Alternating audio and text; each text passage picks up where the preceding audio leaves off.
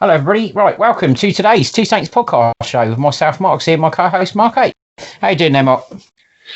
Yeah, I'm doing well, mate. Obviously, the weekend didn't have a fixture, but obviously we've been third round weekend. I got my fill on the iPlayer on various radio stations and everything else, so I had a productive weekend enjoying my third round, which I like to do every year. As I said, it's my favourite weekend, and it was obviously with us not having a fixture, not being able to go to the game and stuff. But yeah, it was productive, and we've got a busy show lined up for the listeners today. And I hope all the listeners are keeping safe and well and looking after each other as much as they can. Absolutely right. Just a reminder for all of you, the ways to access the Two Saints podcast via YouTube, Overcast, Google Podcast, Apple Podcast, Spotify, Amazon Music, Deezer, iHeartRadio, TuneIn Radio, and Podbean. You can also contact us on our email address, which is the Two Saints Podcast Show at outlook.com, for any feedback on the show or the podcast, the recorded version of the show we do on the radio or the podcast. Any feedback of any kind, positive or negative, we thrive on people's input, and we can't do the show without that. So those are the ways to contact the show and access the show in the podcast. So moving on from there, coming up for you in the first part of today's podcast show, we have Saints Club news and other football news. So we'll be back in a couple of seconds and we'll kick off with the Saints Club news. It's the Two Marks, C&H, on the Two Saints Show, Fiesta 95 FM. Right, welcome back, everybody. So, SouthamptonFC.com news. Tyreek Johnson will be joining Gillingham on loan. Southampton help with the vaccine rollout in the city. The FA Cup 4th and 5th round draws have been made, so Saints know who their opponents are should they beat Shrewsbury. So group financial results. Saints report a net at 76.1 million loss. So with Tyreek Johnson due to join Gillingham, Mark, on loan by the looks of it. So young Southampton forward Tyreek Johnson's joined League One outfit Gillingham on loan for the remainder of the season. 22-year-old spent the majority of the season out stateside over in the States at Hartford Athletic, who Raddy Jody obviously went to coach after moving on from the under-23s. Having returned to Staplewood in the summer, Johnson will now see out his term as part of Steve Evans' side at Priestfield Stadium, where previous academy graduates Alfie Jones and Tom O'Connor have also enjoyed success. Yeah, I mean, I don't know where I am with this one, to be honest, Mark. I mean, I think as soon as he went out on loan to the States, the Raddy Jady's side that he's coaching out there, I think the writing was more or less on the wall for him in terms of getting any kind of opportunities at St Mary's. And, as I've stated before, my stated belief is that unless you're making any impact before or around the 21st, your 21st sort of year, basically, if you're coming into there's very, very few players that come into the team at the age of 22. So basically, once you sort of hit 22, that's you saying goodbye to any opportunity at St Mary's of first team football. That's my belief. I've never wavered from that, so I've never really understood. Understand that you offer people contracts and they stay. Some of them end up staying for the duration of the contract because other clubs don't want them. But as I say, I just think it's right for Tyreek to move on with his career.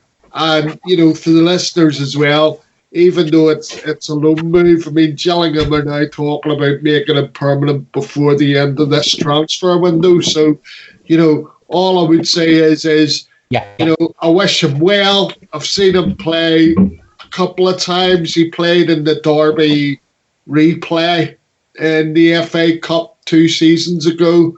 At the stadium, I seem to remember, and I've seen him make a few other appearances for us as a sub. It's unfortunate, but I mean, I just think once they hit the 22, you're better to sell or get rid. Otherwise, you end up with too many sort of academy products that aren't going to be even in the first team squad. Well, I think that's something I think that me and you wholeheartedly agree on. I think we both agree on that philosophy and the fact that you're absolutely right in what you say. I think we both agree on that one, to be fair. And yeah, I think we covered that one quite nicely. So we'll move on to the next article, which relates to the Saints Foundation. Again, doing stuff under lockdown, getting involved more in the community like they do. And on this occasion, volunteers have been working with the local NHS trust to help those receiving the COVID-19 vaccinations. Obviously, the vaccinations are starting to be rolled out now. 20 foundation staff assisted NHS professionals at the Royal Southampton Hospital in Southampton, where over 1,000 Southampton residents received their vaccination against the virus. So basically what they've been doing is helping those who are aged 80 or over through the actual clinic themselves. So just directing them where they need to go. Just helping with the logistical stuff, basically. Yeah, exactly. But, it's a direct quote on the official website from Greg Baker was, the direct quote from Greg Baker of the Saints Foundation on the website was, "We're all very grateful for the work of the NHS during this pandemic. So it's an honour to be able to help out where we can." So sorry, Mike, there you go. I mean, that's fine, mate. No, all I was saying before was, obviously, they're only there as a support role. But again, it's great to see the foundation, ever since the start of the pandemic, they've made sure that they're at the forefront, supporting the city. Yes, and, you got to say, compared to a lot of other clubs and foundations, you would say that, the Southampton's foundation, the Saints Foundation, have got out ahead of the curve. And yet again, definitely. When you're reading stories like that, you're straight away, obviously, they have volunteered themselves. To me, it's a good news story, and, it's good to see them at the forefront of things, during the pandemic, and for the residents of, trying to help the residents of Southampton. Definitely. Yeah, absolutely. More good stuff, more good work from the Saints Foundation. Well done to them. The only other thing that I would say is, Mark, in all due respect, I hope whenever I turn up to get my vaccination, Greg Baker isn't stood there with a needle ready for me. You know what I mean? Right. I'm only joking. It's great a bloke as Greg is, Mark. I don't think we've got to worry about that. Yeah, no, but no, just sort of mention it, I would be looking for some sort of healthcare professional to be providing the job, If anyone from the Saints Foundation is listening, Greg, we think you're absolutely great. You're a great guy, and the foundation did great work. And it is tongue-in-cheek. We're only joking. We'd be quite happy to receive it from whoever it was, to be fair. But I'll get where Mark's coming from. It'd be much nicer if it was a professional doing it. So anyway, moving on from there. Good news relating to Shrewsbury Town. We didn't actually think this was going to happen, but it looks as though Saints are actually going to get to play Shrewsbury Town in the FA Cup, Mark, in the third round. And should they actually negotiate that and get through that one, then going to move on and face Arsenal in the fourth round of the FA Cup. And we also now know if we manage to negotiate both those ties, we face the mouth-watering prospect of a possible trip in the fifth round to Chorley or Wolves. So it's pretty much match tower. We know exactly what the next three games are in the FA Cup. So no pressure. No, all I would say, Mark, is obviously they've confirmed now that the fixture's going to be played Tuesday night. So Tuesday night, and it's an 8 o'clock kickoff here, BST. But what was I going to say? So that's already been confirmed, and then obviously, if we win that tie, as you mentioned, we're at home to Arsenal then, which means that if we get past Shrewsbury, on the Tuesday, we then play Arsenal on the Saturday with a 12:15 kickoff. So crazy. The watch-alongs that you and I have are going to be fairly interesting in terms of the timing because, as we know already, this weekend's fixtures an 8 o'clock kickoff against Leicester as well. Yeah, it is.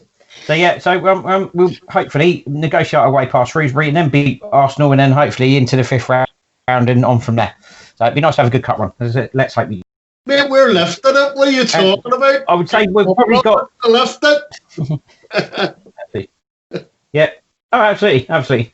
So let's hope we have a better cup run than our current financial situation. Although it's not all doom and gloom, everybody. Saints have reported a net £76.1 million loss before tax in the 2019-20 financial results, which they've revealed, obviously. However, it is important to obviously add into that.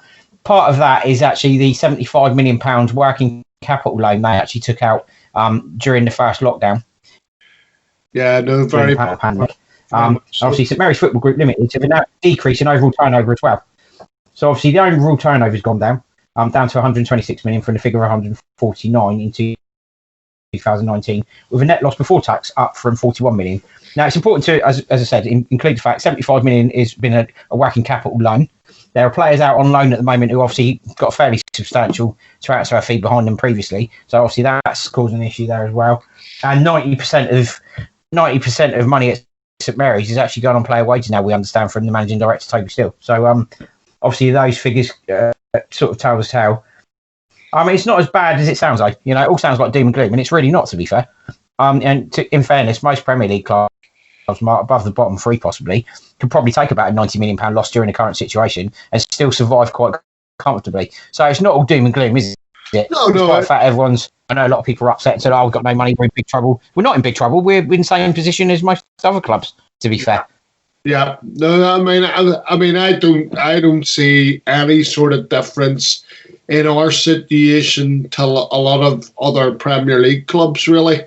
You know, unless you've got higher revenues and, you know, a bigger support base, obviously. But no, I don't see any real difference there. I mean, I suppose the crux of my argument would also be that, you know, you need to understand that because we have bought players for significant fees and then they haven't worked out at St Mary's, you know, a lot of these players are being moved on for nothing.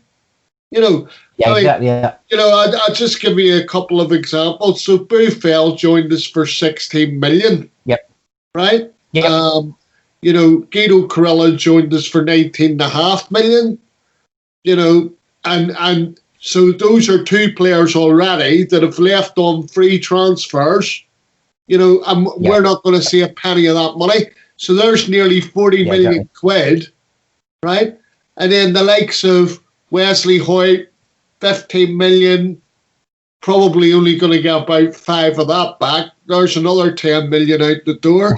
You know, and the thing is I can give you examples of that, Mark, and that would equate more or less for, you know, maybe short of 20 million, but it would equate for £55 million of that debt, you know, and that's just on real footballers that we have bought. Well, I think Toby Steele sort of alluded to that as well, didn't he, when he was interviewed about it? I think he basically alluded to the situation with players and stuff. And him himself, he said he's not overly concerned.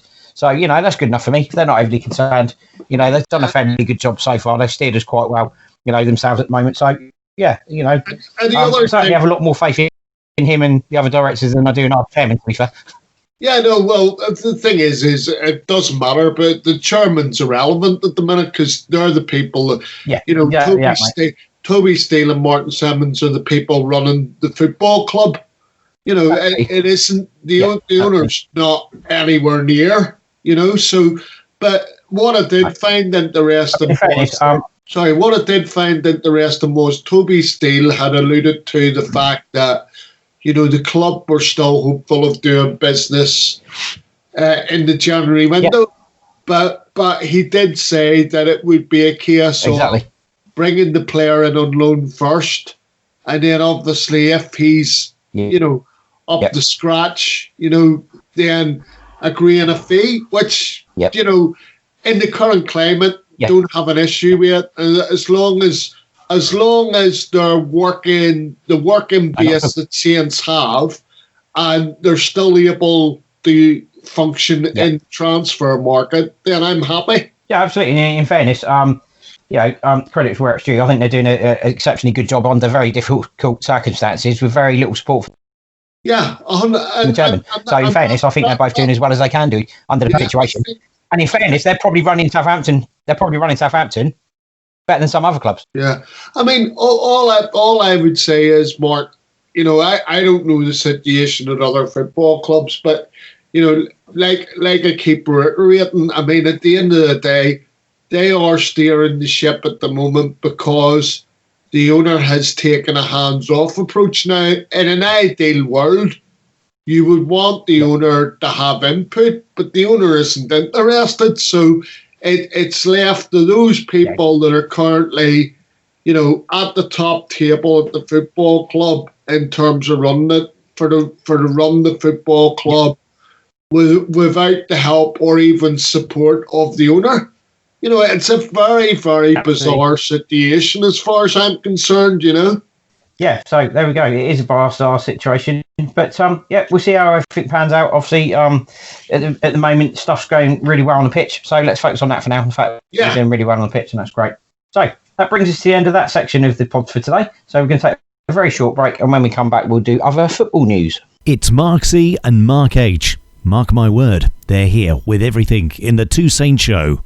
Right, welcome back, everybody. So, other football news. Sebastian Haller, West Ham record signs for Ajax. West Brom transfer revolution begins with him bringing in Robert Snodgrass first signing. Moving to the Championship, Sol Bamba, the Cardiff City defender, is being treated for cancer at this present moment. So, bad news there. Scottish football, Motherwell, Graham Alexander is confirmed as Scottish Premiership club's manager. Then move on to some stories related to offer their stadium as a rollout venue for the vaccine. Moving on to the next one from there, EFL clubs to get coronavirus tests twice a week funded by the PFA. Luka Milivojevic, the Crystal Palace captain, apologises for breaching coronavirus rules. Arsenal take out a £120 million loan to help with the COVID-19 impact. Players on Dubai trip should apologise for COVID postponements. This is women's football, says West Ham's Gilly Flair. David Moyes, West Ham manager, says footballers must not be picked on for coronavirus breaches. Eberici Eze, the FA investigates Crystal Palace midfielder over apparent COVID-19 breach. And that brings us to the end of those COVID stories. Then women's football. Carla Ward, the Birmingham boss, says women's FA Cup coin toss is a crazy idea. Dementia and football. Football and dementia. Dawn Astle is to work with the PFA on neurodegenerative hair provision. And European football story. This is quite an amusing story about Didier Lamkelze. The Ford apologises over Anderlecht shirts. So, starting with the Premier League, Mark. Sebastian Haller leaves West Ham for a huge amount of money off of what they actually paid for him. They've taken a massive hit in the region of about £25 million. So West Ham clearly not suffering because of the COVID situation. It's actually 27 million quid, but yeah, who's going to squabble over £2 million? I know I would be, but anyway. So yeah, £27 million hit. They don't have it, yeah. It just goes to show what can happen when you're in a taxpayer stadium and you're only putting £2 million a year towards it. 60,000 seater stadium, and you're only but the thing is it is crazy that they're losing that kind of money on that player in this current COVID situation. I mean. By the same token, I talk about our own situation with not being able to get rid of players. But this guy, Sebastian Haller, was playing for West Ham. I mean, I seem to remember that he scored the winner down here last December when we played them. So, it does baffle me whenever you hear David Moyes coming out and saying, we're obviously we're going to let him go because he doesn't fit in with, what I'm wanting from me players. And that's all well and good, Mark. But you look at the West Ham squad, right? Or even the team, right? And there's a lot of creative footballers in there, right? And obviously they've got Michael Antonio, who obviously, he's in a rich goal scoring vein. But obviously he's a winger. But you sit there and you kind of think to yourself, Sebastian Haller's probably their only out-and-out frontline striker that they have. So it'd be interesting to see. Be interesting to see what they're going to do during the January window, because I'm assuming that they're planning to address the fact that he's left. I would guess so. Yeah, that would be interesting. It'd be also interesting to see how the transfer revolution continues at West Brom, given that Sam Allardyce has just brought in Robert Snodgrass. Well beaten world lighting transfer. I'm not sure. I'm not sure, given the terminology that you're using, like words like West Brom revolution or transfer revolution. I'm thinking hardly kicking off with a revolution at the Hawthorns if you're bringing in Robert Snodgrass, even though you may turn around and say good experienced addition. I wouldn't argue with that, and Sam has said in the press, that he'll bring a bit of balance to the side because he's left-footed and there's very few left-footers in the squad, I'm assuming. So, but as I say, hardly earth-shattering, but, let's see what other business West Brom do in the window. Yeah, when I say world-beating signing and revolution, is obviously quite tongue-in-cheek. It quite clearly isn't. Sam Allardyce will do what Sam Allardyce does. Because I knew you were being slightly That's why I remarked on it, because I knew you were being slightly sarcastic. Absolutely right. So we move on from those to the sad news that Cardiff City defender Sol Bambury has been an ever-present for them. The Championship Club have announced that the 35-year-old Ivory Coast international sadly has been diagnosed with non-Hodgkin lymphoma and is undergoing chemotherapy at this moment in time. So we wish him all the best with that. Sad news, obviously. He's begun his battle in typically positive spirits and will continue to be an integral part of the Bluebirds family, said the club. So, yeah, very sad news there. Yeah, I mean, man, absolutely, let's hope that he has a very speedy recovery and, all the best. So, but all I would say is it just gives a chance to sort of mention, because obviously Sol Bamba was at Leeds and, he's now at Cardiff. Yes. And I have to be honest, Mark, I thought that he would have, because obviously he's played in the Premier League, but I would have thought that he would have been at a club, that was basically, Premier League each season. I actually thought he would, I do think he's good enough. I don't know about now. Yeah. It's obviously, he's 28 now. But, so, as I say, just let's hope that, he gets through it and he's back playing football as soon as possible. Yeah, absolutely right. And let's hope that is the case. So, moving on to Scottish football, Motherwell, Graham Alexander has been confirmed as Premier League manager. And he said, I've been manager now for 7 to 8 years. Oh, sorry, the former manager said, manager for 7 to 8 years, successful 3 clubs I've been at. Former Fleetwood Town, Scunthorpe United and Salford boss told Motherwell's website. So yes, Graham Alexander. This is out of my comfort zone. I'm someone who's up for a challenge and I'll get that here.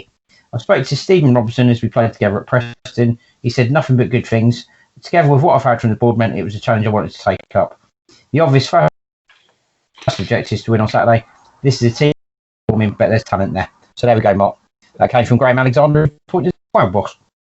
So all I would say, Mark, is to me this one's a bit of a weird one, because Graham Alexander, yes, he had success at Fleetwood. I wouldn't say he didn't. The Salford job, did he have success there? Not really. He wasn't really given time to do anything, and obviously, with the money that's being pumped in there, they were expecting results and expect them to be flying high in League Two, and it hasn't sort of panned out that way. And that's I think those investors not impressed. Why he went. But I think the thing is like you told me the Runners and Raiders, a few days ago, and what surprised me is that they've gone with Graham Alexander, and yet, there was people like Tommy Wright there, who was the ex St Johnstone manager, has worked on a similar budget, bringing people through in the same way that Stephen Robinson had done at Motherwell. And I would have thought they would have went with someone like that, especially somebody with proven Scottish football experience, because Graham Alexander is coming from the English leagues into the Scottish game, and I'm thinking to myself, all right, Motherwell might be able to tap into his contacts down south. But I just thought there was better candidates and people that were better suited to taking on the Motherwell job. That isn't to say that I don't wish Graham Alexander well and good luck to him. Yeah, absolutely right. Absolutely right. So we'll move on from there to the COVID-related stories that are circulating at the moment. One of those is Tottenham Hotspur offering their stadium as a venue for the rollout of the vaccine, Mark. Yeah, I mean, let's be honest. Let's kick off. I'm glad we're kicking off with this one first because this is a positive. You know, everything else seems to be a negative at the moment. But I mean, the thing is I'd like to think that most clubs, you know, being within the communities that, let's say, supposedly they serve, you know, they're going to get involved in any sort of vaccination program. It's definitely positive and well done, Spurs. Absolutely. And I won't be saying that too often on our podcast. Well, not about Spurs anyway. Right, anyway. EFL clubs are to get coronavirus tests twice a week, funded by the PFA, Mark. So just more testing, obviously, which is, the way they feel that they're going to beat things. So, you know, fair enough. As I say, that's I don't really have enough. And the thing is the good news with that story is that, you know, I would now say that it's going to be unlikely that there's going to be any fire break or suspension of the Premier League, Championship, League One, League Two. Yeah. So good, well done to the PFA for stepping up to the mark at the end of the day. It's what has been needed since way back since the pandemic started. But I'm glad that somebody's addressing that side of the football pyramid, because obviously League One, League Two players are not getting tested on a regular basis. Exactly that. Excuse me, frog in my throat, everyone. Sorry about that. Moving on to the next article, and this is where it gets bad news, Mark, I'm afraid, unfortunately. Luka Milivojevic, the Crystal Palace captain, apologises for breaching coronavirus rules. Roy Hodgson needs to stop saying they're going to deal with it as a club. Players need to stop breaking the rules. It's as simple as that. And I don't want to hear Andros Townsend coming out and trotting out the same nonsense he's been trotting out recently about don't take it out on the players breaching the rules and blah. No, take it out on the players for breaching the rules because they're breaching the rules. We're not picking on them. We're speaking the truth and we're dealing with facts. If you're breaking the rules, you deserve everything you get. No sympathy for any of them. You're professional footballers, damn well act like it. You've got an example to set to people and you're setting a poor example. And you should be held to account. Thanks for that, Mark. So anyway, I'm off your time. Getting back to Mr. Luka, the Crystal Palace captain, I'm going to call him. There's two things I want to say about this, Mark, and you know what's coming. First thing I want to say is why did it take him so long to come out to apologise? This is 6-7 days after he's actually done it. It's took a week. Yeah. You know, the Arsenal, just so as you know, right, and I know we're coming on this story in a minute, right? The Arsenal coach or whatever has just come out today and apologised for what they did with their trip to Dubai. And I'm sat there and I'm thinking to myself, you know, why are people not coming out straight away and saying, look, okay, I'll hold my hands up, what I did was wrong? Then it would be perfectly acceptable. But it feels like, certainly with Luka, it feels like the club have said to him, you know, because obviously he wasn't going to do it off his own bat, right? So the club have said to him, look, you need to come out and apologise for what you did. But 7 days after, I mean, surely it would occur to the player themselves to come out and apologise. They don't need to be prompted by the club, do they? Well, I've got a better idea. Instead of apologising, don't do it in the first place. Well, no, exactly, Mark. But then on the flip side of this as well, you know, and I'm going to cover this very quickly, right? I mean, so that we don't have to cover this article, right? Mr. Easy is part of Crystal Palace as well, right? Now, when the story broke about Luka last Saturday, you know, Roy stood in front of the cameras and said, we'll deal with it internally, right? I don't agree with, you know, dealing with things internally. I think the Premier League should take the lead, right? And anybody found breaching the COVID rules, as they're laid out by the Premier League or whatever governance they're using, right? I just think to myself, that player then should be suspended for the next 2 Premier League games. Because that's the only way you hurt the club and you hurt the player. The thing is, if you're an athlete and you don't give a doping test result, right, or you refuse to do it, or you get a suspension for anti-doping. Yeah, you get a ban. You get a ban for it. Why should it be any different? Why should it be any different for a footballer that breaks the rules at the moment? Because for me, it should be exactly the same. If you're going to flout the rules, you damn well deserve a ban for it. Simple as that. Yeah. If you're going to break rules, or you're going to cheat, if you're going to cheat in court, or you're going to break ruls, you should damn well have a consequence for it. And at the moment, there isn't one. More quickly, just let's cover these stories. So Mr. Eze, Crystal Palace winger forward, took it upon himself to go and watch the QPR Fulham game in the FA Cup last Saturday, and obviously he was spotted on camera. And the Premier League then came out and said that he didn't have their permission to be there. And this is why I'm saying basically, okay, fair enough. Yep, the clubs have a fining system. I get that. But to me, if you're caught breaking the rules, there has to be other consequences. And the other consequences would be a ban of 2 to 3 matches. Yeah, no, I 100% agree with that. Yeah, I apologise to anybody who had the dog barking in the background. I'm sure we still have what Marcus says. I certainly did. And yeah, I think you're absolutely right. So, background, everybody. So, I think it's probably important to talk about the situation at Arsenal. I'm a bit baffled by this because it's not something Saints have done, Mark, so I'm a little bit surprised by this. Arsenal have taken out a short-term £120 million loan to help deal with the impact of the coronavirus pandemic.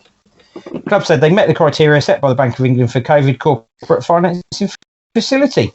And a loan which is repayable in May 2021. Right, okay. Well, money then, all right, they've made the decision that they need to do it. Loads of clubs are doing it, and I get that there's a financial impact and all the rest of it, but obviously they've still got to function. They've still got to give people new contracts and all the rest of it. Yeah. But I am going to suggest one controversial thing. Maybe if you paid, Mr.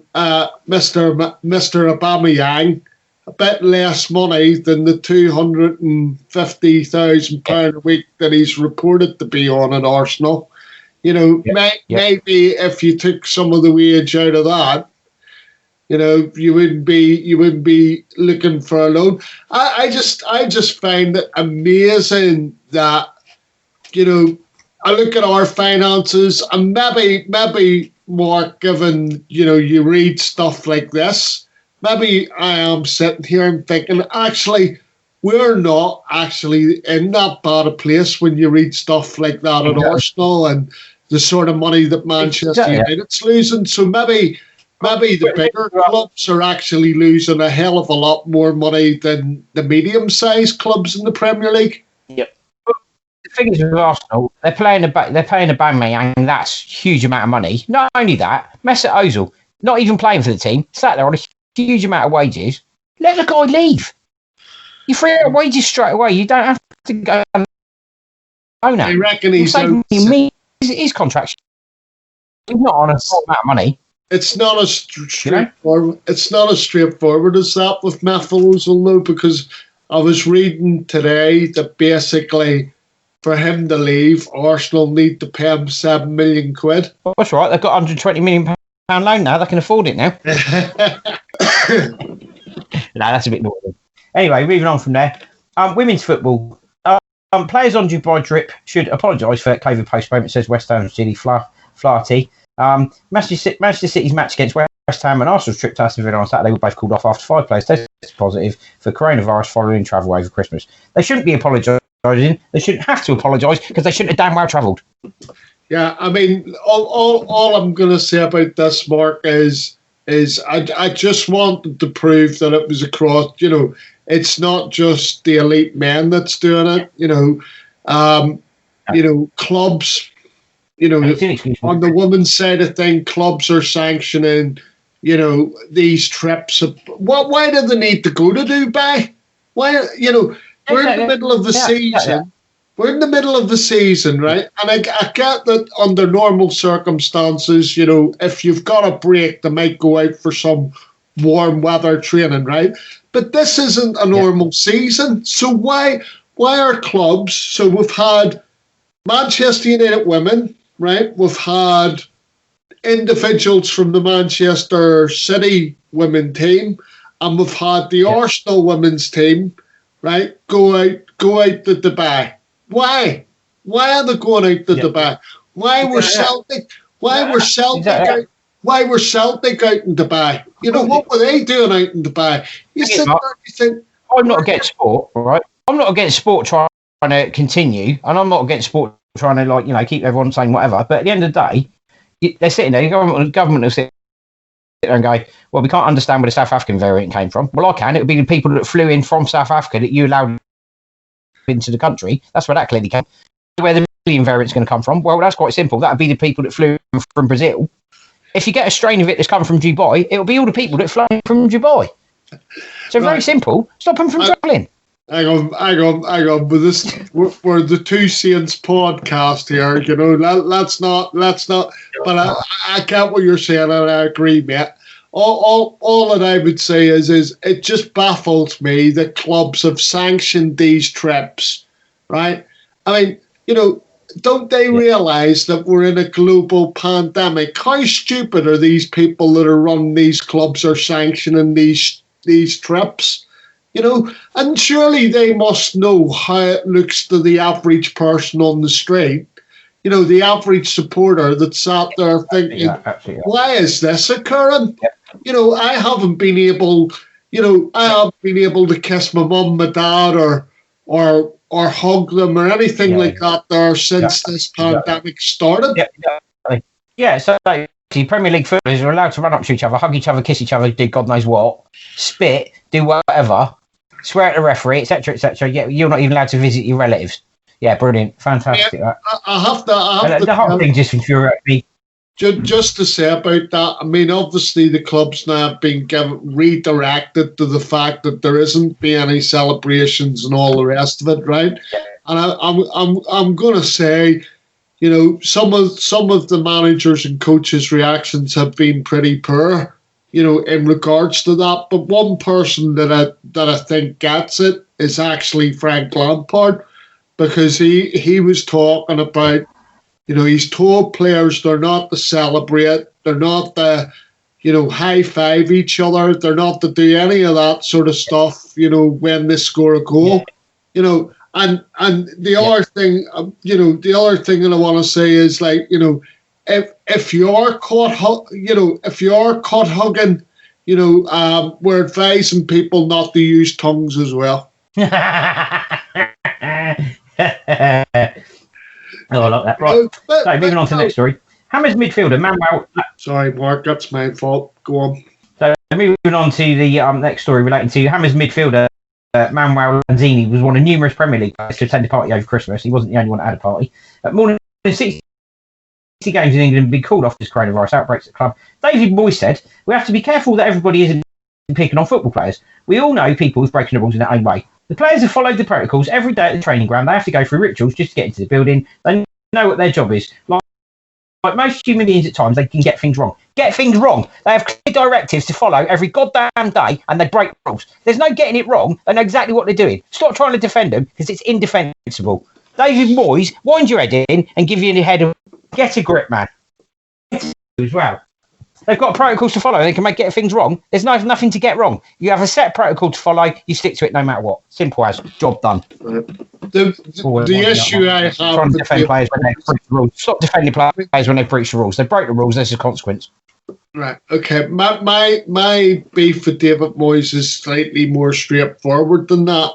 I think there's a failure here to appreciate or understand that football and elite sport are in a very privileged position, that they're being allowed to continue. Yeah. Right? And the thing is when you're in that privileged position, that means that you have to act responsibly as far as I'm concerned. And for David Moyes to come, I mean, we're not talking about a group of school children here, or maybe we are. Yeah, exactly. Maybe we're actually dealing with immature adults, because what is he talking about? He makes it sound as if they're all on a school outing or something like that there, don't be picking on the players. The thing is as I keep saying, there's a failure for them, right, to understand. I mean, it just shows that, sometimes a lot of people say Westminster politically are in their own bubble. Well, believe you me, Premier League clubs and probably football are probably in their own bubble because there's a failure to understand what goes on the ground the with thing is, people. I just think it just demonstrates a huge amount of arrogance from these players that just flout the rules like that. To me, that's just arrogance. Pure and simple. It's just arrogance. It's arrogance. It's arrogance for David Moyes to come out and make a statement like that, Mark. It's not just the players, it's the managers too. It's a failure. Yeah, the thing is like I said, the only person that I've read any sense from in the Premier League this week has been Frank Lampard. The rest of them, I just sit there and I think nonsense. Absolutely right. Yeah, anyway, we'll move on from this because the whole COVID thing just winds him up with footballers and managers at the moment trying to defend it. There is no defence. So we'll move on from there because it just winds him up to the absolute hill. As you probably realised, everyone. So I'm off my soapbox now. Moving on. Carla Ward, the Birmingham boss, says the Women's FA Cup coin toss is a crazy idea. Using a coin toss to decide who reaches the Women's FA Cup would be a crazy idea, says Birmingham City manager Carla Ward. The association is considering settle ties in rounds 2 and 3 of a competition suspended because of coronavirus restrictions. A coin toss and the drawing of lots are among the options being considered. A coin toss. You couldn't write it, Mark. I mean, mate, it's just absolute nonsense. That is no way to decide any football match at any level, whether it be elite level or park level. I mean, I mean, when I was a youngster, we always used to say, like, if we all had to be in for a certain time, right, and say, a team was beating another team, say 12-0. I'm just making that up, right? But then the shout would go up. Say if we all had to be in at a certain time, the shout would go up. Last goal wins, right? Or first goal win. First goal scored wins. But this nonsense of a coin toss. I mean, we're talking about elite football in the sense that it's the Women's FA Cup. It's an absolute nonsense. Yeah, it is. Absolutely right. So, moving on from there, another story, which I sort of see this as good news in a way, because I think it is. It's about time it happened, and I think in a way it is good news. Unfortunately, probably 25 years too late, but that's the news that football and dementia, Dawn Astle, who's the daughter of Jeff Astle, former England international, obviously, who developed dementia and sadly passed away in 2002 at the age of 59. His daughter Dawn is to work with the PFA on neurodegenerative care provision for people suffering with, obviously, that neurodegenerative disease, which is really, really good. I mean, so that's really, really good news, I think, to be fair. About time as well, but 25 years too late, Mark, probably. Yeah, well, no, I wouldn't look at it as that, mate. But what I would say is it's taken 11 years for them to appoint Dawn to that position, with the PFA. And the thing is if they had have picked this up and ran with it when Jeff died back in 2009 or even before that when he'd first been diagnosed. Yeah. So, the thing is the wheels should have been in motion around 2002. Whenever people were turning around and going to the PFA and saying, this ex-footballer suffering through dementia and, there's a chance that there may be at that point, there's a chance that there may be a link to head in the football. At the end of the day, the PFA's, meant to be looking after the care of ex-professional footballers. So, while I applaud what they're doing at the minute, and I'll stand on record and say I think key to this is the fact that, Gordon Taylor's being removed, because, I have to say that, it'll give the PFA a chance to modernise and get on board with these things that affect football. It's an excellent... They need to modernise, Mark. Yeah, definitely. Sorry, it's an excellent appointment, and good luck with the Dawn in that new role. I'm sure she'll do well in it for all the football. Absolutely right. I'm convinced the PFA needs restructuring and looking at anyway, because to be fair, it's an absolute dinosaur, and at the moment it's not fit for purpose. So the PFA needs to be updated. Definitely, they need to sweep it clean with a new broom, as they say. Well, they are. The important thing is they are, and they're moving forward with the PFA now. I mean, that Gordon Taylor's stepping down at the end of the season, and obviously, they are moving it forward into the 21st century. Okay, and yippee. So we're going to end on a really positive and quite entertaining story. This is quite funny, actually. So, Royal Antwerp forward Didier Lamkelzee has committed the ultimate transfer protest by turning up to training in the shirt of their biggest rivals. The Cameroonian internationals made no secret of the fact he wants to leave the Belgian side to join Greek club Panathinaikos.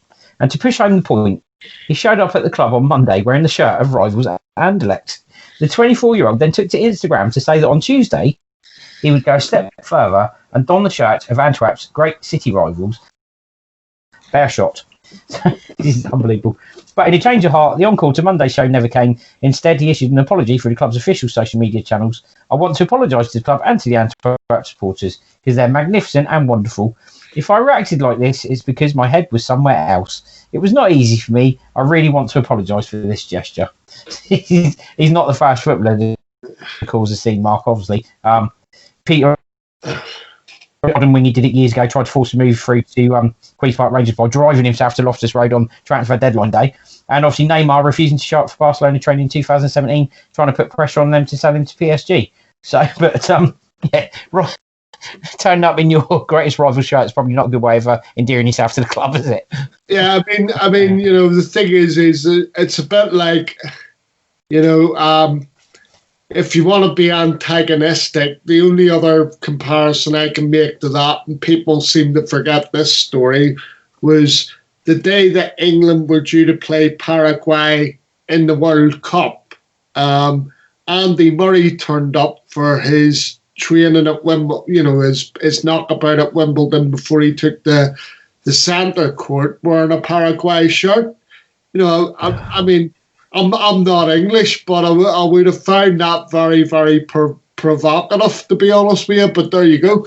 But look, going back to Didier, I mean, the thing is what is the likelihood? Ask yourself this: what is the likelihood of him getting a permanent transfer before the window shuts? Yeah, I would say. I would say it's probably very high unlikely, because the thing is, the background of the story is obviously because he'd wanted the move, he'd been training with the B team or the youngsters, and obviously, he's felt that he wanted to push the move through, but very entertaining story nonetheless. Yeah, absolutely, definitely. Yeah, but there we go. So anyway, that brings us to the end of the other football news section for the podcast today. So we're going to take a very short break, and then coming up in the second half of the podcast, we have the Saints transfer gossip, Saints in the press, and two Saints preview of Leicester City versus Saints. We'll be back very shortly. Fiesta 95 FM, the Two Saints Show. Right, welcome back, everybody. So, Saints transfer gossip. Saints unlikely to part with 21-year-old Ralph Hasenhüttl, dubbed Fixed Example Southampton way. Southampton, the club will pursue Demarai Gray in the summer. Southampton and Club Brugge want talented EFL teenager. Pellegrini wants Southampton's and Lindeloo, English clubs at all key. Saints are linked with midfielder Valenti Wellington, and Southampton winning the race apparently for Newcastle linked Brandon Williams. Mark, for everybody. Starting with Ralph Hasenhüttl saying that Jan Valery is a perfect example of the Southampton way. Yes, well, the thing is obviously really? Transfer wise, we're talking about effectively, the Schalke move's been ruled out, and obviously this follows on from what basically happened in regards to the Liverpool performance, and the realisation that unless they do bring in a left back or any sort of full back, the thing is it's more than unlikely that he's not going to be going out on loan during this window. So we just have to wait and see if a full back comes in. If a full back comes in, as I understand it, and Jan Valery's quite keen on a move, a loan move to France till the end of the season. I don't think the club would object to that if they were to land another fullback. But if another fullback doesn't come in, I don't think it matters, because I think Ralph's comfortable enough with him staying in the squad. Yeah, you're right, and he's in favour of a move to France, and I don't think it'd be a bad move for him, to be fair. It gives him a chance for a reset, doesn't it, if that happens? So, if it does happen, we wish him the best, but obviously we want what's best for him and best for the club. So, especially what's best for the club. So, we wish him luck, see what happens, Mark, really. Yeah, and the thing to bear in mind is, like I said, Mark, if the left-back move doesn't happen, then he stays, because obviously, there isn't another full-back coming into the football club. And I think, we'll go back very quickly, but I think he showed in the Liverpool game that he's still got lots to offer. It's not a point of the club looking to sell him, Yeah, no, absolutely right. Absolutely right. I agree with that. I don't think it is about the club trying to sell him.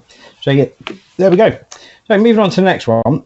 The club are apparently going to pursue Demarai Gray in the summer. I'd rather they brought him in now, to be fair, Mark, but I can understand the reasoning behind it. Yeah, I mean, look, the way I look at it is if they move Josh Sims out in this window for a transfer fee, why would they not then negotiate with Leicester where they're paying some sort of loan fee till the end of the season, then they're able to bring him in and negotiate a contract at the end of that, like what Saints did with Sampdoria and Arsenal when it came to Cedric and Maya Yoshida last season.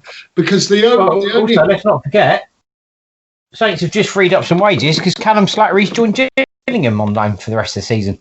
So yeah, well, I mean that's good in itself. But then, Mark, the other thing that I would say to you is I worry when the club says, "Oh, we're comfortable, we'll leave it to the summer." I'm sorry, but when the summer comes, he's a free agent, and there'll be other clubs in the queuing around the block. So we were near the top of the ladder, right? Yeah. If we're going to leave it to the summer, we'll be at the back of the bus queue, not at the front of it. Well, yeah. The problem is, as soon as it becomes like that, he'll go to the highest bidder, and it'll be the person that offers him the most wages. Yeah. There's no fee involved, obviously, so wages isn't an obstacle. So he'll just purely simply go to the club that offers him the most money, to be fair, because that's how it works, unfortunately, in the modern game. But I mean, the one interesting thing with him, though, is, if I was him, he's someone that needs to get his career back on track, because obviously all the talent in the world, and maybe we haven't seen it at times. So maybe the wage thing with him won't be such a consideration. Maybe his professional career might be more the consideration, and getting his football career back on track. Absolutely right. Yep. And talking of footballers and careers, Southampton and Club Brugge apparently are both looking at EFL teenager Caleb Chukwuemeka, sorry. Caleb Chukwuemeka from Northampton Town. according to Daily Mail. Now, anybody that remembers, obviously, what's happened with Saints against Northampton in the Cup, I think, was it last season, Mark? This guy absolutely tore us a new one. Absolutely took Saints apart. Quite almost single-handedly, to be fair. But yeah, it turns out that Saints are apparently interested in him, along with Club Brugge, Mark. Yeah, so sorry, Mark, for the misinformation. It was this season. Right. He played in the Northampton team that beat us 5-0 in Papa John Trophy. Right, yeah. I have to say, a bright young startlet. I mean, the only thing I would say is, we've got a bright young startlet ourselves coming through that we're going to speak about in a minute, and down in the Lulu. And I'm just thinking to myself, do we actually need another startlet? I mean, he would be a great acquisition, and I know his contract's due up. So I think it's a case of watch this space, but certainly he showed enough in the defeat of RB team for Northampton Town. At that age, there's enough about him. He's as exciting as Dan in the Ludo, so let's see what happens. Yep, absolutely right. Yeah, and Dan in the Ludo is actually wanted by Real Betis, managed by Manuel Pellegrini, obviously. But also, apparently there are a host of English clubs interested as well. I mean, that doesn't necessarily surprise me, but I think, I think Dan in the Ludo would be well served, to spend a bit more time with Southampton, hopefully get a bit more exposure within the Premier League and develop more first as a player. Yeah. Yeah. I don't doubt, having seen him, he can be explosive in games. He can spark into life at the flick of a switch. But similarly, he can go large periods of games where he's totally anonymous. But when that switch goes to the on-setting, he can be devastating at times. Yep, absolutely right. So it seems though Saints are winning the race for Newcastle linked Brandon Williams, Mark. But also, there's that one. Brandon Williams. Looks as though we're winning the race on that one. Yeah, I mean, all I would say about that, Mark, is we've covered him enough on the show. I still think, obviously, the club's interested. Wages might be a bit of an issue, but like you're saying, there's one or two people being moved out. So, you have to wait and see. But obviously, it would seem Newcastle aren't as interested as everybody thought they were. Yeah. And hence, we're in the driving seat. The only thing I would say is are we going to be able to offer him the game time that he wants? That's the thing. And the other thing is even though we've heard all the great noise about Ryan Bertram this week and obviously wanting to sign a contract and feels at home, wants to stay with the football club, you'd think, maybe if Brandon Williams was to come into the football club, is Ryan Bertram's place then under threat? So there is question marks. Are the club going to go for Brandon Williams? If so, does it jeopardise Ryan Bertram's future at the football club? Lots of things to be resolved there. Yeah, definitely. Right, moving on to the last one. Saints linked with midfielder Valant Wellington. Right. All I'm going to say on this one is not happening. Yeah, I think we both agree on that. So anyway, we'll move on from there to Saints in the press now. So Fraser Forster said he always wanted to come back to play for Saints. Hasenhüttl says amazing Diallo can definitely help Saints. Mark Overmars hopes Sebastian Haller can follow Di Santovic's footsteps at Ajax. Hasenhüttl says Walker Peters is a role model for learning how to adapt at Saints. Saints star Michael Obafemi has surgery on muscle injury that halted his loan exit. Long praise is brilliant in Ings and Adams, but admits selfishly I want more game time. Hasenhüttl was on a list of potential replacements for Frank Lampard at Chelsea, apparently, a report claims. Hasenhüttl lifts the lid on Saints' impressive clean sheet record, and McCarthy is back in training with Saints after isolation. Danny Ings unfortunately tested positive in the last week for it, and it looks as though he could miss the Leicester game, Mark. But anyway, starting with Fraser Forster. Probably upset a few Celtic fans saying he was always willing to come back here. I mean, the thing is players have to tread a fine line, Mark, don't they? Right? especially if you're the club, and you're playing for that club and everything else. But obviously, now he's come back to Southampton. He's obviously making all the right noises for the supporters here. I mean, obviously, if you're a Celtic fan and you're here now, I mean, you're hopping mad, really. But but I mean, am I that surprised that, given that obviously he's played, this game against Liverpool, and off the back of that, obviously he's got, positive vibes coming through. Hence he's came out and made that statement. I mean, I think the thing is when you lose your number one spot, because he was number one for couple of seasons at least, and you lose that spot and you lose your form and everything else, and you go to a club to try and regain that form and sort of get a bit of credibility back and stuff like that. And obviously he feels that he still has a point to prove at Southampton. It's kind of good to hear it. Although, if he was that in love with the club, I'd love him to renegotiate his contract. Yeah, absolutely. The good thing is, look, it's good news, and Fraser's an excellent backup for us. I mean, the thing is. You couldn't ask for two better keepers, really, could you? Yeah, exactly. Exactly. It's good to have a good number one and a good number two. Yeah, so that's great. Anyway, moving on to the next one. So, Ralph Hasenhüttl saying that he feels that Diallo can really help Saints. I'd certainly agree with him on that. I think we've seen enough of him so far at the age he's at that he's really going to develop. Ralph believes he can definitely help them. Obviously, the France under 21 international steps up in place the injured Oriol Romeu for the battle against Liverpool. Assessing the Brest Stars former Brest Stars performance, Hasenhüttl said, "I must say, Ibra was amazing. He's a fantastic signing from the summer. Ori's out since Sunday, and to chuck Ibra immediately into the game is fantastic. I'm very happy. He knows what he has to do. He knows what he's about to play in a sixth position.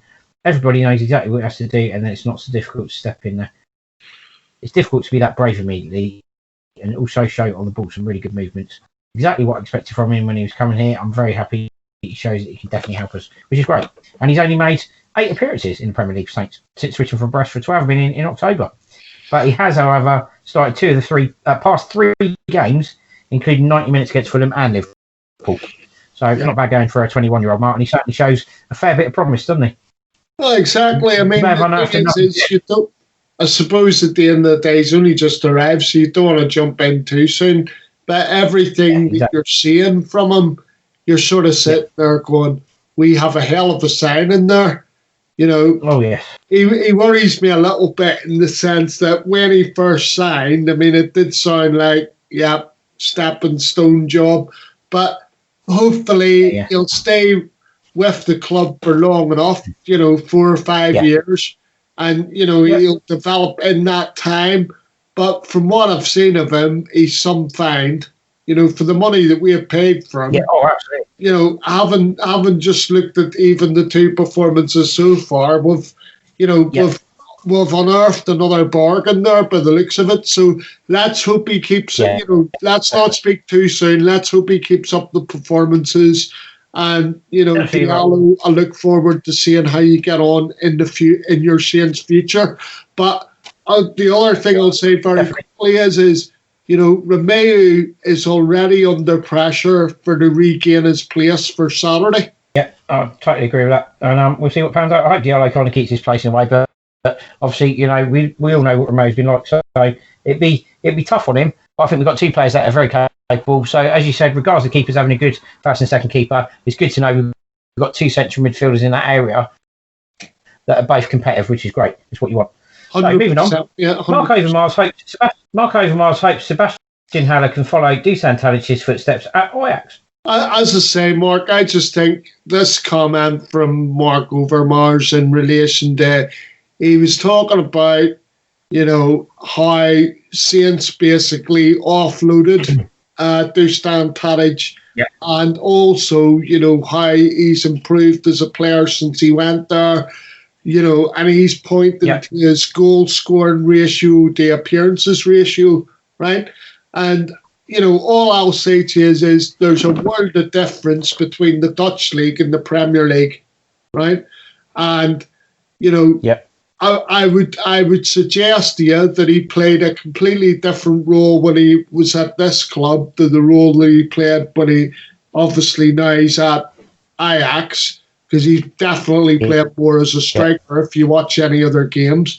So I think the judgment calls that he's made are absolute nonsense. And also the other thing that I would say is in regards to the transfer fee, I mean, Mark, if you only arrived at the club, I think it was 2 months after Dusan Tadic arrived at Ajax, right? And, just so as the listeners know, Southampton had a gentleman's agreement with Dusan that basically if Ajax came in for him because he said that he wanted to go back to Holland, if Ajax came in for him, they would accept a lower bid because they wanted to keep the player happy and the player being a good servant to the football club. But just suffice to say that Southampton Football Club had higher bids for Dusan Tadic, but because they had an agreement in place with Dusan that he could go back to Holland, they accepted the Ajax bid. Yep, absolutely. So, move on to the next story. Ralph Hasenhüttl says Kyle Walker-Peters is a role model for learning how to adapt at Saints. Yeah, I think Michael Obafemi and Jan Valery would probably be quite well served to follow his example, Mark. I agree. And plus, he's the same age. The thing is you and I talk about role models, but they're slightly older. And the thing is I think Kyle Walker-Peters should be the prime example because, I look at Kyle Walker-Peters now and, I've said to you before, we have two players of quality and all of a sudden, even over a short period of time, Kyle Walker-Peters only been with us a season and already for me, he's coming into that bracket, a quality player. All right. Yeah, can't argue with that. Definitely can't argue that. So, Saints star Michael Obafemi has surgery on a muscle injury that halted his loan exit. So there's been photos all across there that he's had the surgery done and he's on the mend. So hopefully he gets back fairly soon and he either gets a loan move that he probably needs or he's able to work a bit more on his fitness. Yeah, I mean, all I'll say is to the listeners is, we do have one Doubting Thomas on the podcast in regards to Michael Obafemi, in the sense of, there was suggestions by my colleague here that, he might have been, it might have been a deliberate ploy to avoid going out on loan to Swansea. But as I say, once Mark seen the photographic evidence, obviously he realised that it was a real injury and the thing is like happy to be pretty. Michael Obafemi, for me, let's hope he can recover from the injury and contribute something to the squad, even if it's in the run-in to the end of this season. Yeah, absolutely right. Totally. We'll wish him a speed. So we wish move on to the next story. Recovery. Absolutely. So move on to the next story. Shane Long praises brilliant Ings and Adams, but admits selfishly, I want more game time. Shane, it's very simple. Score more goals. All I would say is like he's praising the front two, right? Because obviously they're in a rich vein of form, and the thing is I don't know what he expected because the problem is he signed the contract right now. He must have knew at the start of the season, right, that he was going to be a bits and pieces player. In the sense that he was going to be sat on the bench every match, right? And as and when, the pressure was on, they were going to call for Shane to come on, to relieve things defensively, to try and give us maybe a little bit more attacking prowess, up the pitch. But in the main, I mean, as we've discussed before, if Saints are winning 2-1 or they're winning 1-0, right, you call for Shane Long, because Shane Long's the sort of player, hopefully, that would take a lot of the pressure off the defence. Yeah, absolutely that. Yeah, I agree with that 100%. So we move on to the next one. Ralph Hasenhüttl is apparently apparently is on a short list of possible replacements for Frank Lampard at Chelsea. I don't see it happening, Mark. I mean, when you look at the short list, okay, the only person, Julian Nagelsmann, would be behind Ralph. Ralph would be about the fourth choice, because Allegri's on that list, who's done a hell of a lot in Italy. And he probably top of the list for me. I can't remember the other two names, but I just sit there and I think he's probably fourth out of the five people that have been mentioned certainly in terms of experience. And like I've said before, and I'll say on the podcast now, if he went to Chelsea, they've got a sporting director. We don't have one, thankfully, at the minute. I think thankfully we got our fingers burned with Les Reed, and I don't think we're going back down that route. And as a consequence of that, because we don't have a sporting director or a football director at the football club, it means basically that Ralph's got free rein. And the thing is, if he goes to a big club in the Premier League, he will not have that free rein at those football clubs, because they have sporting directors or football directors, at those clubs. So, positive news, Mark, before I go on to the last one. Positive news, Alex McCarthy back in training with Saints following isolation for COVID-19. So should be available for selection for the weekend. It's just the shot in the arm that we need, especially following up from the news about Danny Ings. But, it's great to have Alex back in the fold. It certainly is. And the reason I mentioned him before this was the fact that Ralph Hasenhüttl was obviously lifted the lid on Saints' impressive clean sheet record. Alex McCarthy's obviously been part of that. But Ralph basically said, absolutely, I was always very, very angry about our not consistent defending, because we're definitely one of the better organised teams in this league and still concede so many goals. As strange as it sounds, the way we try to play with the ball now is more fundamental of not conceding so many goals, because we have more possession. The opponent has to run more to get the ball.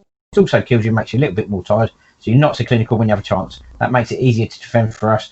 Probably makes it easier for Alex McCarthy as well. But obviously he's been part of the success defensively that's resulted in so many clean sheets. In full agreement with that, Mark, and Ralph's quite correct in what he says, really. So that brings us to the end of all of that Saints in the press and Saints transfer gossip, and we're going to take the last break of the pod for today. And when we come back, it will be the Two Saints preview of the upcoming game versus Leicester City at 8 p.m. We'll be right back. It's the Two Marks, C&H, on the Two Saints Show, Fiesta 95 FM. Right, welcome back, everybody. So the Two Saints preview of Leicester City versus Saints. Last time out, Saints 2-1 winners, fantastic. Danny Ings struck late to lead Saints to a 2-1 victory. The scoring was opened by Shane Long, one of those rare goals, but very important one, which led to Saints getting a 2-1 win over Leicester. So fantastic. Can they do it again? Possibly. It's going to be a challenge, Mark, I think. But for me, key players for Saints, Danny Ings, obviously looks as though he's going to miss out. So for me, key players for Saints, Adams and Walcott, James Ward-Prowse and Diallo or Romeo, depending on which of those starts. And I think Alex McCarthy being back. Those for me, key players, I think. But I think Saints have got a real good chance of doing it. I'm actually thinking that I actually quite fancy Saints to do this, and I actually think Saints are going to do this 2-1. That's my take on it. Yeah, well, I'm going for a 1-1 draw, mate. I just want to speak about last time out. Obviously we had that horrible Friday night feeling, and we went up there, and obviously before kickoff, they decided to show, a rerun of that game at St Mary's, that we don't speak about, or I try to avoid speaking about, because I don't know what you're on about. If you want to hear, about that particular game, tune in to any broadcast by any national sports media people because they're seriously any Saints game. Listen to the commentary of any Saints game on Sky or any other, and that is all you will hear. Yeah. Guarantee you, if it's not within the first 20-30 seconds, then it's just. So that's why, as Saints supporters, it didn't start too bad. I did it wrong. That's why, as Saints supporters, we avoid that. But yeah, so going back to Leicester City, as I say, they showed the video. Yeah, not the best start. The players were warming up. And they're looking up at the screens. So the thing was obviously, they go back into the dressing room. Ralph Hasenhüttl has the team talk already done for him. Doesn't even have to open his mouth. Yeah, don't need any more motivation than what they saw. And like you said, it wasn't the greatest start. We grew into the game. It was Stuart Armstrong that actually scored the equaliser, and Danny Ings scored the winner. We thought we got a penalty in the 64th minute when Shane Long went down. VAR said it wasn't. So obviously Shane Long was a bit confused. But Stuart Armstrong's deflected effort on 19 minutes actually brought the scores level, and then obviously Danny Ings got a late winner. Yeah. But, what I was going to say was, besides that, I mean, we did have quite a few chances in the game. Yeah, Ings hit the crossbar twice in the first half. Exactly. So it was such an excellent performance. And I also have to say that, I'm not a vindictive person by nature, but I got a lot of satisfaction, right, at the full-time whistle when all the Saints fans, the man, started singing, "You can stick your 9-0 up your rectum." Absolutely right. Yeah, absolutely. Well, the thing is as well, with time ticking away as well, not forget Johnny Evans put the ball in the net. Seemed to be a late leveller. Heartbreak for Saints, absolute sickener. But it actually showed on VAR that he was actually offside. So obviously Saints held on for what actually proved to be a crucial victory. And I think it left them something like, 13 points above the bottom three or so at the time? So it turned out to be a fantastic result, didn't it? Yeah. And for me, that was probably the turning point of that season, to be fair. Yeah. I mean, the thing is I just think it followed on from a period where we were in a rich vein of form, and then we lost our way sort of end of January through till beginning of March, and then we had the break, and then obviously we found our mojo once the restart happened. But as I say, just to cover my own thoughts on the Leicester game on Saturday, I mean, I tend to go along with what you said, Mark. Because obviously Danny Ings isn't there, James Ward-Prowse is going to have to play a real captain's role on Saturday, putting no pressure on you, James, by the way. But, I can see him sneaking a free kick, to be fair. Yeah, I mean, JWP's definitely got to do that. And I think, irrespective of whether it's Diallo or Romeu, either one of those two are going to need to have an immense game themselves, as is the whole team, really. But I think the thing is I keep saying it. It's important for your star performers to perform. So, I have to say the pressure is on James Ward-Prowse a lot on Saturday. Well, I can see him sneaking a free kick here, actually, and sticking one in, because he's going to be a little bit annoyed by the fact that he hit the crossbar in one of the previous games, obviously with a really good free kick. So he'll be determined to put one in if he gets the chance, and I wouldn't rule it out, to be fair. So for me, I think it's definitely my heart says 2-1 Saints. And my head probably says draw, but my heart says 2-1 Saints. And I'm going one apiece because I'm just concerned that they have that, because I know a lot of the focus was on Jamie Vardy, and obviously he's the goal scorer, but I just think creatively they've got a lot of good players there. And much as I said about James Ward-Prowse, Romeu and Diallo, depending on who the partner is in the centre of the park, how the centre backs and the full backs, the whole defensive unit, Alex McCarthy, how they perform is going to be key as well to any success that we have up I've been thinking Leicester. I was trying to think of the sort of lineup he could go with, and trying to think of the strongest one he could go with, and I actually think it's probably going to be something along the lines of McCarthy in goal, obviously, Batcher and Walker Peters at full back, and then obviously Stevens and Bednarek in the middle, unless Vestergaard's fit, which I'm not sure he is. I don't think he is. Midfield, obviously Armstrong, Diallo, Ward-Prowse, and probably, I would guess, Redmond if he's available. I guess is what he's going to go with. He's not. So he's probably going to play. He's probably going to play Teller, I would have thought, maybe. Yeah. And then up front, you're looking at Walcott and Adams, I think, probably. Yeah. I'm not sure who I'd bring in instead of Teller on the other wing, to be fair, but I think Armstrong definitely gets in the team, doesn't he? So, yeah. Jan Valery maybe on the other flank, possibly. Maybe Jan Valery on the right and Armstrong on the left, maybe in midfield. Maybe that's a good way to go. I think that's probably a stronger team as he can go with. So we'll see. But for me, Ward-Prowse, definitely key man, along with, obviously, Alex McCarthy and probably Walcott and Adams, to be fair. James Ward-Prowse. Yeah, I mean, I just think that, the midfield and the back line will be key to us repelling any of the attacks.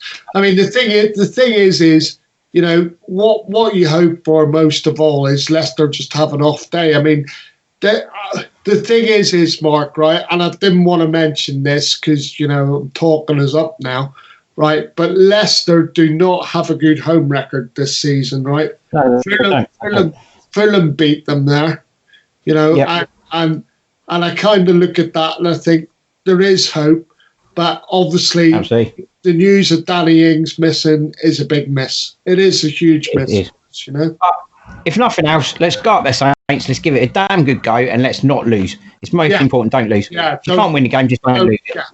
Yeah. Right, and that sums everything up today, I think, for me. It wraps the pod up brilliantly ahead of tomorrow's game. So come on, you Reds. And just over to my co-host to say his goodbyes first. Yeah, so basically all I want to say is to everybody, thanks for continuing to listen. We're sorry that we had a break from some of the pod platforms. Thankfully, we sorted that situation and it won't be occurring again. And, we hope that you continue to enjoy the pod. Please email us with any, and Mark's going to give you it in a minute, any ideas that you've got for future shows or any questions or topics that you'd like us to cover, or either on the current squad or players that you would like to see come in or anything like that. Stay safe and look after each other. Just to remind you all, you can contact us via our email address, the Two Saints Podcast Show at outlook.com, for questions or items you'd like to hear in future shows. You can listen to the radio show on Fiesta 95 FM in Southampton and via onlineradiobox.com. Also, the Two Saints Podcast Show is now available via Spotify, Overcast, Acast, Apple Podcasts, Google Podcasts, Deezer, iHeartRadio, Amazon Music and Podbean, or via our Facebook page, The Two Saints Show, and our YouTube channel, The Two Saints Podcast Show. So please join us again next week when the Two Saints go marching in again, and come on, you Reds for tomorrow.